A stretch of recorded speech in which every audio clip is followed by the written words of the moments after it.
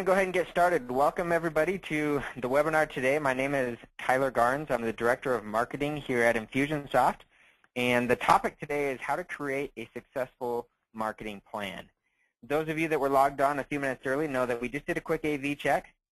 So everything should be working well. Everybody mentioned that they could see the screen, that they could hear everything clearly. You should see the housekeeping slide now. If not, please let me know again through the questions box. That way I can ensure that everything's working appropriately. Just a couple of housekeeping items. You're all on mute. We get a lot of people on these webinars. We'll probably have over 500 or 600 on the webinar today, maybe more. And when everyone is not muted, you get a lot of background noise with dogs barking and children crying and all kinds of things. And so we'll mute everybody, but we do want to keep it interactive. So if you have questions, ask those questions through GoToWebinar in the control panel there. And I won't be able to handle most of the questions throughout the webinar because I have to minimize that window while I'm presenting. But at the end, I'll handle all the questions that I can.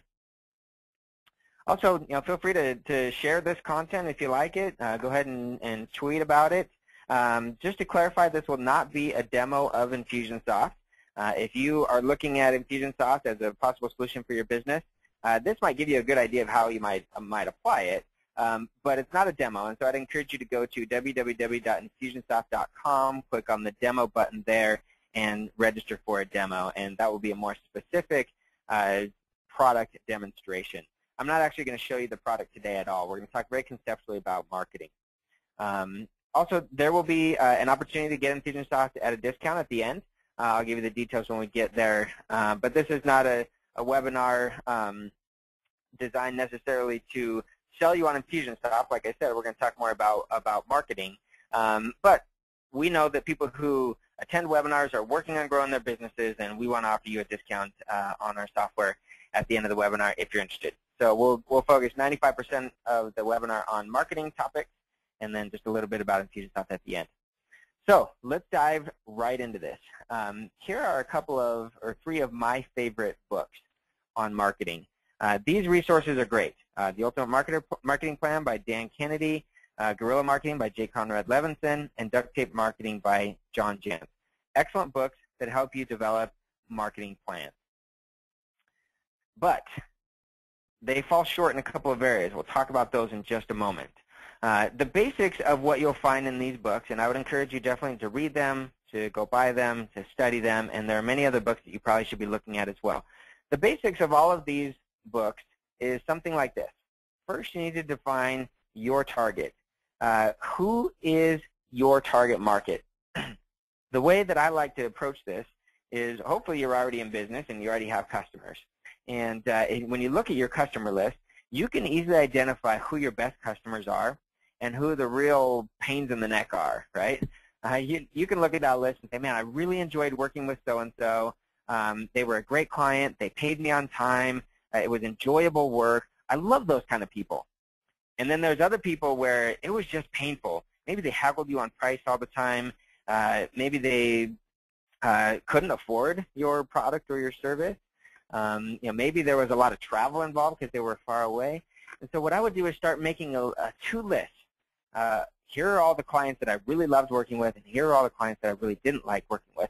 And then start identifying the commonalities between those people. It might be budget. It might be a certain type of personality. It might be demographics, their age, their sex. It might be their geographic location.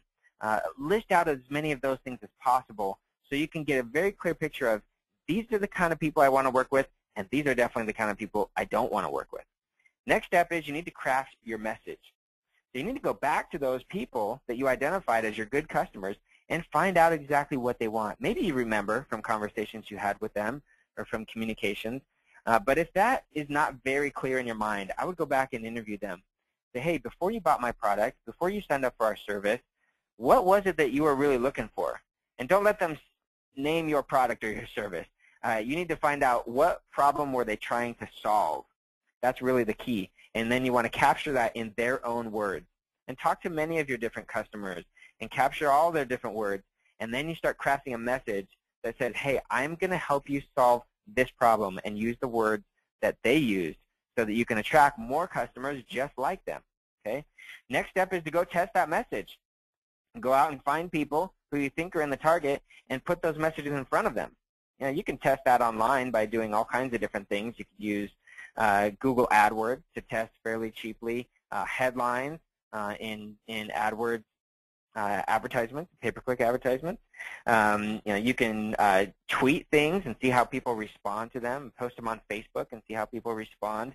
But I would do a little more direct testing where you just sit someone down and say, hey, what does this mean to you? What does this statement, this headline mean to you? And see if they're clearly getting the message, and if it piques their interest. Then ask them the question is, hey, if you saw this, would you be interested in talking to me because you think I can solve your problem? If yes, then what problem do you think I'm trying to solve? Okay, as you ask those questions, you'll get feedback on the message, and you want to make sure that you get that message lined up, the right target with the right message, right? All right, next step is find out where the heck do these people hang out, okay? Ideally, you're working online and you're trying to drive traffic online, and so you want to find where are the websites that they're visiting. Are there industry-specific forums that they're in? Do they have groups on Facebook? You know, where are these people? How can I find them? How can I advertise to them? What news sites do they read? What publications do they read? Those are easy places to advertise in. Once you find those people and you find groups of them, realize that there are already probably people who have gathered your target market into little groups out there. They could be competitors. They could be products or services that are complementary to yours, that have the same target market. They've already done the hard work of putting all these people together in little groups. You just need to go find those groups and then figure out how you can talk to them, how you can advertise to them, how you can provide value to them. Maybe you can't advertise to them. Maybe it's in a social media group. You can't just walk in there and start spamming all over the place. So you got to figure out ways to provide value and establish relationships. But once you do that, then it's time to really start to get your message across to those people, whether it's through advertising or through the value that you provide. And then often in these books and these resources, they'll talk about the next phase of marketing, which is fueling your word-of-mouth referrals, right? How do you get your customers to bring you more customers? And so that's obviously a question that all of you should be asking yourselves. Now, those are the basics. You're going to learn those basics in just about any marketing book out there. Anyone who talks about marketing plans is going to talk about this stuff. We're going to go beyond this just a little bit today. I wanted to cover the basics so we all have an agreement as to these are the things you need to be doing. But before we get to this, I want to ask you, what is your dream? I believe you cannot create an effective marketing plan unless you identify clearly what your dream is. So we're going to take a minute. I sent you all an email that has a link to a handout. Hopefully you've had a minute to download that handout, print it out. I want you to take one of those pages, flip them over so you have a blank page there. And I want you to start writing down your dream or your dreams. And let yourself dream big. What is it? Why did you start this business? Why are you doing what you're doing? Is it just to grow a business? I don't think so. I think it's probably to spend more quality time with friends and family. Maybe you have the goal to buy a boat. Maybe you have you want to upgrade your home. You know, these are the bigger dreams that I'm talking about. This has to be at the center of your marketing plan. So you have to know what all of your marketing efforts are pointing at. If they're all driving at this same dream, at the same goal, then you've got a plan that's going to work. For one, it's a motivating factor for you. And so when there are parts of your marketing plan that maybe you just don't enjoy doing, you'll find the motivation in your dream to actually do them or find someone to do them for you, right? So that's key point number one. Key point number two is by having that dream or that goal at the center of your plan, you can align all of your efforts at that same goal. Oftentimes you see people trying to do marketing in very fragmented ways. Oh, I'm doing social media over here. I'm doing email marketing over there. I'm doing some yellow page ads. I'm using Reach Local or something like that to do local advertising on the web. But all of their efforts are fragmented and they're not driving at the same thing. So you need to get clear on your dream. What is the dream? What is the end goal for your business? So you need to read these books and many other resources so that you can gather that basic understanding of how to define your target market, how to develop that specific message for that market, how to use different types of media, how to do online, how to do offline, how to do social media, how to do mobile, all those different things, how to leverage traditional marketing techniques, learn tried and true marketing methods, etc. But all these books and all these resources fall short on giving you the big picture because they focus on the wrong thing. Actually, I shouldn't say the wrong thing. They focus on one aspect of it, which is traffic. They all focus on traffic, right? All of what we just talked about is how do we get people in the door? How do we find the right people? How do we talk to them in the right way? And all marketing is focused on the traffic piece.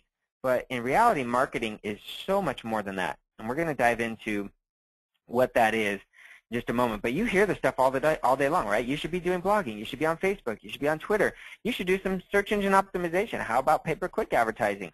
What about radio? Radio is coming back, and postcards, and do something outrageous to get some PR. Or create a really cool viral video and stick it on YouTube. That's easy to do. And on and on and on. You hear this kind of thing all day long. It's all focused on driving traffic. And traffic can only do so much. It's only the first step of a true marketing plan. And so it's time to cut through all that hype that's out there and get down to what is actually going to grow my business. In our old office space, where the customer service team sat, there was a big sign on the wall that said, "Customer service starts here." What was interesting about that sign is that customer service was actually crossed out, and it was replaced by marketing. So start thinking about the correlation, right?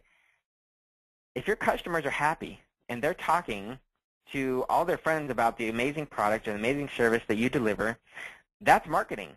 That's the word-of-mouth referral section of the books that you'll see out there on marketing. But it starts to highlight the point that marketing is not all about traffic. There's so much more work you need to do to make your marketing really work, right? All the work you have to do in customer service to make your customers happy is marketing work. And if it's all coordinated under a unified plan, then you will see it as marketing work, and it will actually do marketing for you instead of seeing it as customer service, which really customer service generally comes out as satisfactory customer service, not excellent customer service, unless you're focused on the marketing aspect of it. So really all the efforts of your company should amplify your marketing message. Everything from how your sales reps talk to people to how your secretary answers the phone to how support treats people to how your service technicians dress and look and deliver their service, all those different types of things. And so what we're going to focus on today is building your marketing strategy first. And your strategy is a strategy that spans across your entire business. And then you can start looking at what tools, what tactics do I need to use to execute that strategy. If you're chasing around the hottest social media tactic or the latest mobile marketing tactic, then you're going to end up with fragmented marketing activities. But if you start with the strategy, what do we need to do today to get us closer to that end goal, to that dream? And how does that tie into the rest of the business? Then it's easier to start plugging in the tactics and the tools that will actually deliver that dream to you. So as we get into this, we need to identify a couple of things that typically happen in businesses so that you can understand where you're going to make the improvements and where the strategy is actually going to apply to your business. So typically, 3 holes develop in small businesses that have compounding drastic negatory effects. So the first thing is, hole number 1 is lost traffic. You should be asking yourself, how many people actually came to my site this month and visited the site but then left, and I didn't capture their information, I have no idea who they are, and I have no way to follow up with them. This is hole number 1. It's a common problem, and typically you're just driving traffic to your website only for it to just burn up and disappear. And so all the effort, all the money that you're putting into that traffic is just disappearing. It's getting flushed down the toilet if you're not doing a